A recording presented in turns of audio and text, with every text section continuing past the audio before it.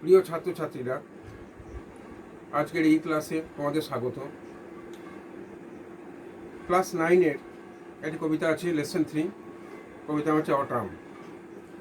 কবি জন Claire. Autumn, জন Claire. এই কবিতাটা তোমাদের একদম আলোচনা রাখছি। কবিতাটার বিষয়বস্তুতে আমি যাচ্ছি আগে। বিষয়বস্তুর পরে এই কবিতা সম্পর্কে কিছু প্রশ্নোত্তরের মধ্যে তোমাদের নিয়ে যাব। শরৎকাল নিয়ে আমাদের অনেক কবিতা আছে বাংলাতেও। বিভিন্ন কবিরা শরৎকাল নিয়ে বিভিন্ন কবিতা লিখেছেন। তো বিষয়টা হলো এই যে জন ক্লেয়ার এখানে ইংল্যান্ডের যে গ্রামাঞ্চল, সেই গ্রামাঞ্চলে শরতের যে বর্ণনা, সেই বর্ণনাকে তিনি ফুটিয়ে তুলেছেন। একটা বিষয়ে কবিতার মধ্যে উঠে আসছে, যেহেতু শীতের আগের সময়, অতএব এই সময় কিন্তু কবি কী করছেন না, কিছুটা শীতের আভাস তিনি পেয়ে থাকছেন। বসন্তকালে কথা কবিতার মধ্যে উঠে আসছে। রুক্ষতা প্রকৃতির মধ্যে, বিবর্ণ বৃক্ষ, ফুল, পাতা, বাতাস, ঝোড়ো বাতাস, এই সমস্ত কথাগুলো কিন্তু এখানে উঠে এসেছে। এবং অনেক ক্ষেত্রে কবি কী করছেন না, এগুলোর মধ্যে একটা ব্যক্তি তৈরি করার চেষ্টা করেছেন। অর্থাৎ এই ফুলের মধ্যে দমকা হাওয়া, তারপরে দেখা যাচ্ছে যে কুণ্ডলীকৃত ধোঁয়া, এইগুলোর মধ্যে কিন্তু একটা ব্যক্তি তৈরি করার প্রচেষ্টা, অর্থাৎ এগুলোকে ব্যক্তি বলে মনে করা হচ্ছে। এইভাবে কবি কিন্তু কবিতাটাকে ফুটিয়ে তুলেছেন। ইংল্যান্ডের গ্রামাঞ্চলের যে শরতের বর্ণনা, সেই বর্ণনাকে আমরা কিন্তু পাচ্ছি। দেখো, আমি দু একটা কথা জন ক্লেয়ার সম্বন্ধে এখানে বলছি।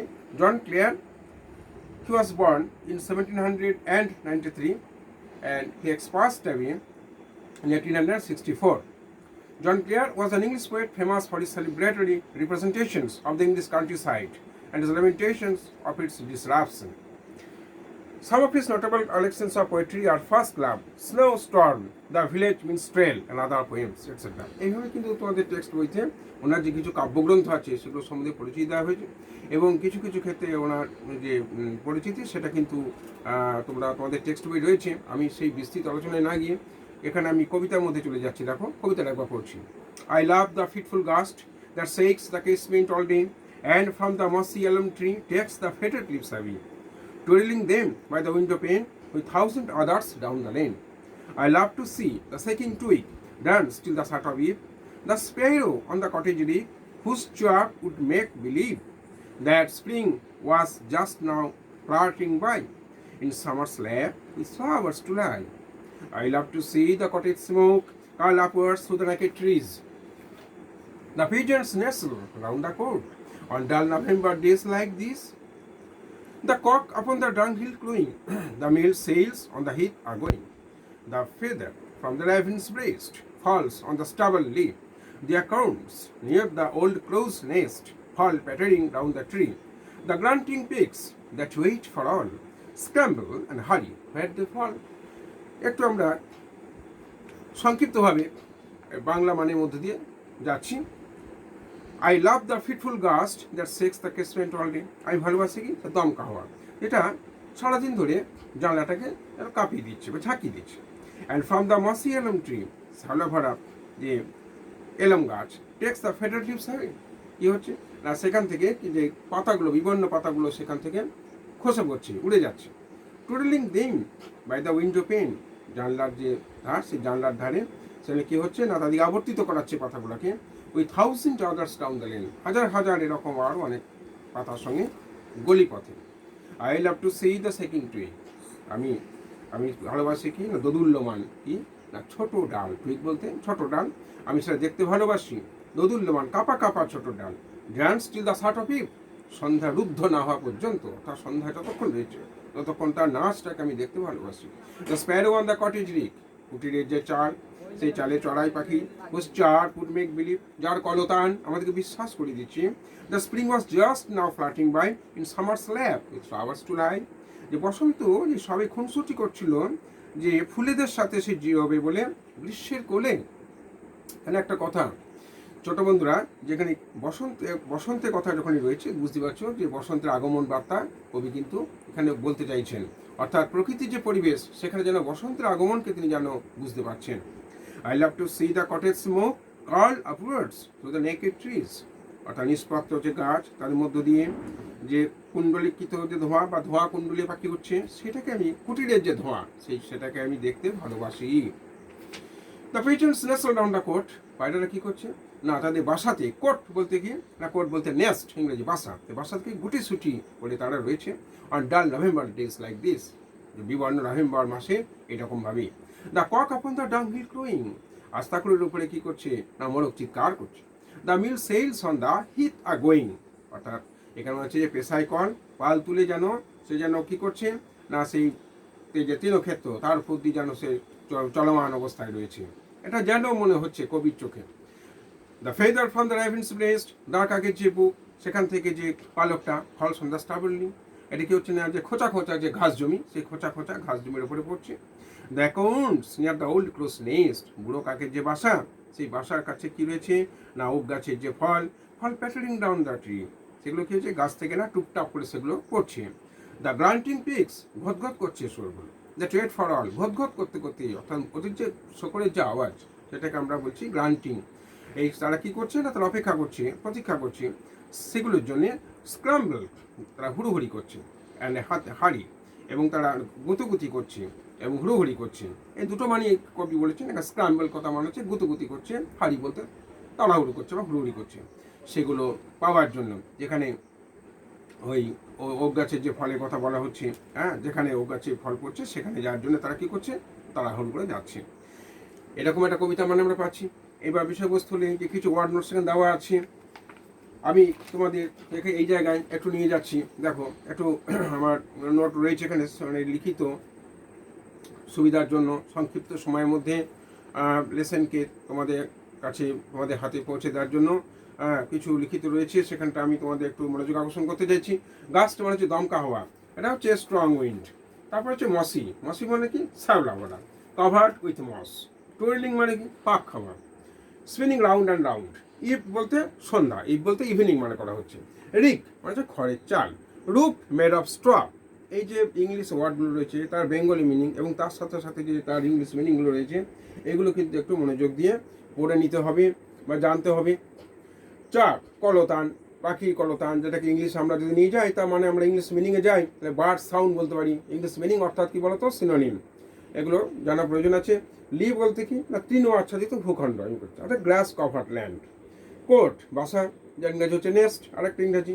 ডাং হিল আচ্ছা আস্তাকুর, আস্তাকুর বলতে গেলে এই হিপ অফ ডাং অর গার্বেজ, অর্থাৎ যেখানে কিন্তু আবর্জনা স্তূপ রয়েছে এরকম কিন্তু মানে আমরা করতে পারি। অ্যাকাউন্টস মানে কি বললাম এখনই যে ওক গাছের ফল। ফ্রুট অফ ওক ট্রি, প্যাটারিং বলতে কি টুকটাপ করে পড়া। Making repeated quick light sounds, granting মানে কি সরে ঘোতঘোত আওয়াজ, পিক সাউন্ড। স্ক্যাম্বল মানে কি হামাগুড়ি দেওয়া, একটা ইংরাজি হচ্ছে ক্রল। দেখো এগুলো কিন্তু ওয়ার্ড মিনিংগুলো হলো। কবিতাটা তোমাদের একটু বোঝানোর চেষ্টা করেছি। এবার কিন্তু বিষয়বস্তু হলো যে এক্সারসাইজে কতগুলো জায়গা আমি তোমাদের নিয়ে যাচ্ছি। এই এক্সারসাইজের জায়গাগুলো একটা বিষয় ক্লাস 9 ক্ষেত্রে 15 ওয়ার্ডসে কিছু লিখতে হয় এবং কিছু প্রশ্নের উত্তর আবার 25 ওয়ার্ডসে লিখতে হয়। তো আমি 15 ওয়ার্ডসে কিছু প্রশ্ন তোমাদের হাতে তুলে দেওয়ার চেষ্টা করছি এবং 25 ওয়ার্ডসেও কিছু উত্তর স্পেসিমেন করা আছে, সেগুলো একটুখানি নজরে রাখো এবং বাড়িতে এগুলো কিন্তু তোমরা কাজগুলো করো। অ্যাক্টিভিটি টাস্ক বলতে পারো বা প্র্যাকটিস ওয়ার্ক বলতে পারো। তোমাদের যেটা বলা হচ্ছে এক্সারসাইজ বলছে, তোমাদের এক্সারসাইজগুলো রয়েছে এগুলো বাড়িতে কিন্তু প্র্যাকটিস করো এবং দেখো কতটা কি তোমরা বুঝতে পারছো। Answer the following questions within 15 words. How do the faded leaves fall on the leaf, অর্থাৎ বিবর্ণ পাতাগুলি কানভাবে সেই গলিতে পড়ছে। দ্য উত্তর হচ্ছে the fitful gust by the window pane twirls the faded leaves, অর্থাৎ দমকা যে হাওয়া জানলার ধারে সেটা কী করছে না সেই বিবর্ণ পাতাগুলোকে আবর্তিত করাচ্ছে। এইটুকু বললি উত্তরটা বসে যাচ্ছে 15 ওয়ার্ডসে। আর that fall on the lane with other 1000 leaves, আরও হাজার হাজার পাতার সঙ্গে এই কথাটুকু যদি 25 ওয়ার্ডসের মধ্যে যেতে হয় তখন লিখতে পারো। আর 15 ওয়ার্ডসে গেলে তুমি এই পর্যন্ত লিখলেও হয়ে যাচ্ছে। তারপরে আসছে দেখো পরে দেখো যে what dances till the shut of evening, the shaking twig dances till the evening, ঠিক আছে, কী নাচ করছে অর্থাৎ তার সন্ধ্যা রুদ্ধন পর্যন্ত কি নাচ করছে। The shaking twig dances till the evening. What does the sparrow do, the sparrow sit the cottage rick and chirp, আর চড়াইরা কী করছে না, তারা যে কুটিরের চাল সেই চালে তারা বসে আছে এবং তারা কী করছে না কলতান করছে। তাহলে এখানে কিন্তু একটা কনস্ট্রাকশন ঘটিত ভুল কিন্তু আমার ইচ্ছাকৃত করা আছে এবং সেই ভুলটা তোমরা ধরতে পারলে আমি খুবই আনন্দিত হই। দেখো দ্য স্প্যারো সিট, এখানে তো হবে না, দেখার প্রেজেন্ট সিম্পল প্রেজেন্টের কোশ্চেন হয়েছে, প্রেজেন্টে উত্তর দিতে হবে। দ্য স্প্যারো সিটস করলেই ভালো হয়। একটা প্রিপোজিশনকে একটা প্রয়োজন আছে এখানে, একটা অন প্রিপোজিশনের অভাব হয়েছে, হ্যাঁ সেটা কিন্তু দিলে ভালো হয়। On the cottage rick and chaps, তাই না, এইটা কিন্তু মাথায় রাখতে হবে। দেখো এই বিষয়টা কথা বলি, আমি শ্রেণীকক্ষে প্রায় বলে থাকি এই বিষয়টা, যে কোনো ইংরাজি ক্ষেত্রে যখন প্রশ্নের উত্তর লিখবে দুটো বিষয় মাথায় রাখবে। একটা হচ্ছে কন্টেন্ট অফ দ্য আনসার, উত্তরের কন্টেন্ট, আর হচ্ছে কনস্ট্রাকশন, অর্থাৎ উত্তরটা কি সঠিকভাবে তোমাকে নির্ণয় করতে হবে এবং বাক্য গঠনটাকেও সঠিকভাবে করতে হবে। এই দুটো বিষয় যদি সঠিকভাবে করতে পারো তবে তুমি সেই পোর্শনে ফুল মার্কস ক্যারি করতে পাবে। দেখো হোয়াট ইজ স্প্রিং ডুইং। আচ্ছা, বলছে যে বসন্ত কী করছে, হোয়াট ওয়াজ স্প্রিং ডুইং, বসন্ত কী করছিল। কারণ এই প্রশ্নের উত্তর তোমরা বের করার চেষ্টা করবে। How does the smoke come out from the cottage, ঠিক আছে। আচ্ছা, where do the pigeons nest, where does the cock crow, where does the feather of raven fall, what are the pigs doing. এবং এই প্রশ্নের উত্তর ক্ষেত্রে আমি একটু আবার তোমাদের হেল্প করার চেষ্টা করছি, যে the pigs grunting and they runs to the place where the accounts fall. এটা কিন্তু কনস্ট্রাকশন ঘটিত একটা সমস্যা কিন্তু অলরেডি তৈরি হয়ে আছে। The pigs grunting now, the pigs আর গ্রান্টিং করতে হয়, প্রেজেন্ট সিম্পল, প্রেজেন্ট তো নয়, এটা প্রেজেন্ট কন্টিনিউয়াস কোশ্চেন আছে, প্রেজেন্ট কন্টিনিউয়াস উত্তরটাকে আনতে হবে। কন্টেন্টটা যদিও ঠিক আছে মোটামুটি, কিন্তু কনস্ট্রাকশন ঘটিত সমস্যা আছে, এই ভুলটাকে নির্ণয় করার চেষ্টা করবে। এবং তোমরা যখন এটা নিচ্ছ এই যে এই ভিডিওর মধ্যে, সেখানে কিন্তু তোমরা এটাকে বের করার চেষ্টা করো যে কোথায় ভুলটা আসছে, বা সেইভাবে নিজেকে উত্তরগুলো বের করার চেষ্টা করবে। আমি এখানে অ্যাকর্ডস বলতে fruits of the oak tree. আচ্ছা দেখো, আমি 25 ওয়ার্ডসে কিছু প্রশ্ন এখানে আমি সেট করেছি। What happens to the leaves of the mossy elm tree in autumn? The leaves of the mossy elm tree become faded in autumn. They are carried by the fitful gust down the lane along with 1,000 other leaves. আচ্ছা, তাহলে এইটা উত্তর লেখা হয়েছে। What are the things the poet loves to see on November days? November দিনে এখানে কবি কী কী বিষয় দেখতে ভালোবাসছেন। The poet loved to see the cottage smoke that curl upwards through naked trees, the pigeons nestling round the court and the cocks. দেখো একটা উত্তর দাঁড় করানো আছে। দেখো এখানেও কিন্তু কন্টেন্টটা মোটামুটি ঠিক আছে। দ্য পোয়েট লাভটা হবে না, দ্য পোয়েট এখানে করা যাবে দ্য পোয়েট লাভস, যেহেতু সিম্পল প্রেজেন্ট টেন্সে কোশ্চেন হয়েছে, সুতরাং সেক্ষেত্রে তো উত্তরটাকে কাঠামোটাকেও এরকম প্রেজেন্টে রাখার চেষ্টা করতে হবে। উত্তরটা আমি লিখেছি বটে, কিন্তু এই উত্তরটা তোমরা আবার নিজের বাড়িতে তোমরা লিখবে। আগামী দিনে আমার আশা আছে আমি যদি তোমাদের সামনে আবার আসতে পারি সেই বিষয়ে আলোচনা হয়তো রাখতে পারবো। What does the poet feel about the sparrows chirp on the poet. তাহলে এখানে কোশ্চেনটা রয়েছে, what would the chirp of the sparrow make believe.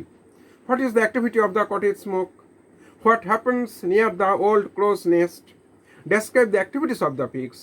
Mention some things that have been personified in this poem. কিছু কিছু ব্যক্তিত্ব আরোপ করা হয়েছে, সেগুলোকে কী কী বিষয়ে ব্যক্তিত্ব আরোপ করা হয়েছে, কাদেরকে ব্যক্তি মনে করা হয়েছে এই কবিতায়, সেগুলো লেখো। তাহলে এইভাবে তোমরা প্র্যাকটিসটা করো। আর বিষয়টা হচ্ছে এই যে তোমরা নিজেরাই বুঝতে পারবে ভুল বা ঠিক কী হচ্ছে না হচ্ছে। আর ইচ্ছা আছে বা আশা আছে আলোচনা করব, তবে যদি রিপিটেশন করি খুবই ভালো, আবার যদি অন্য পোর্শন আমি আলোচনায় আনি সেটা আলাদা কথা, তবু আমি চেষ্টায় থাকবো। তোমরা ইতিমধ্যে বাড়িতে এগুলো প্র্যাকটিস করো এবং এই কবিতা পড়ে নাও ভালো করে এবং উত্তর লেখার চেষ্টা করো, দেখো কতটা কি করতে পারো। আশা করি তোমরা পারবে। কনস্ট্রাকশন মনে রেখো এবং কন্টেন্ট মনে রেখো, এইটুকু। তারপর আমি আগামী দিনে আবার আমি অন্য বিষয় নিয়েও আসার চেষ্টা করছি, আবার এই টেক্সটের যে বিষয় আছে সেই বিষয় নিয়ে আসার চেষ্টা করছি। ভালো থেকো সকলে, ধন্যবাদ।